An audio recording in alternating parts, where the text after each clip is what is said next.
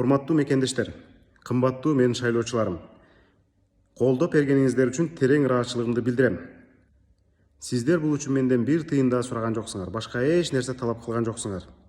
Керек болсо машинеңерге бензин куюп, өз чыгымыңарды өзүңөр көтөрүп, айылдарыңыздарга барып шайлап бердиңиздер.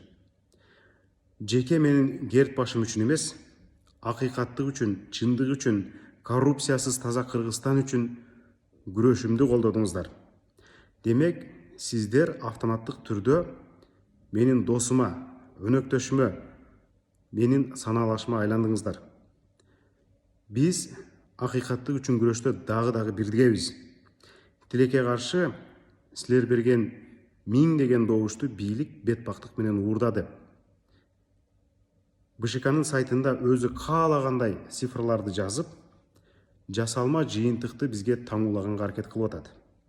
Ошон үчүн мен ал жыйынтыкты тааныбайм деп айттым. Саат 8:30 шайлоо бүткөндөн кийин Боршайкомдун сайты 1 саатка жакын иштебей калып, анан кайра жанды. Боршайкомдун сайты иштеп турган учурда биздин добуштарыбыз 71 миңге жеткен болчу.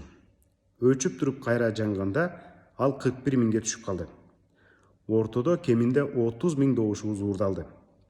Анын ичинде сиздер мага берген миңдеген добуш дагы бар. Эмне үчүн мен ишенимдүүлүк менен айтып атам? Себеби дегенде, добуш берип чыккандан кийин сиздер көбүңүздөр мен жанагыл элге жарыялаган WhatsApp номерге жаздыңыздар, жеке менин өзүмдүн социалдык барактарыма жаздыңыздар, андан башка сага добуш бердим Али деп айта албаган дагы адамдар болду. Мен сиздер менен тыгыз байланышта болдум. Мен эл аралап жүрүп, мага колдоо канчалык жогору экенин, элдин мээрими мага канчалык экенин сездим. Ошон үчүн ишенимдүүлүк менен өзүмдүн добуштарым уурдалганы жөнүндө айтып атам. Сиздердин добуш мен үчүн абдан маанилүү. Анткени мен аны сатып алган жокмун. Мен аны жалдырап суранып алган жокмун. Аны сиздер мага өзүңүздөр ишенип бергенсиздер. Ошон үчүн ар бир добуш үчүн мен мыйзам чегинде күрөшөм. Менин добуштарым уурдалганын аныктап далилдеп коюу бул тарых үчүн дагы маанилүү. Мен үчүн дагы өтө маанилүү. Ошондуктан бул шайлоонун жыйынтыгын тааныбай, ар бир добушумду кабылына келтирүү үчүн күрөшкөн. Сиздер мени мындан ары дагы колдоп бериңиздер. Мындан ары дагы акыйкат үчүн, чындык үчүн күрөштө бирге бололу. Элим деп күйгөн эр азаматтарды басынтам деп ар заманда аракет кылып келишкен.